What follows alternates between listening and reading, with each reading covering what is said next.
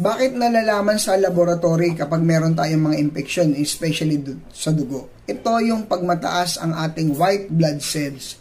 Bakit white blood cells ang dahilan o paraan na pag-intindi o pag-analisa bakit tayo merong infection? Dahil ang white blood cells, ito po yung sundalo sa ating katawan. Ibig sabihin, pag normal ang bilang nito, walang nangyayaring masama sa katawan natin, walang mga kalaban. Kapag marami yung white blood cells, ibig sabihin, para lang itong mga responding police. Na kapag maraming police, may kaguluhan, inaayos yung gulo.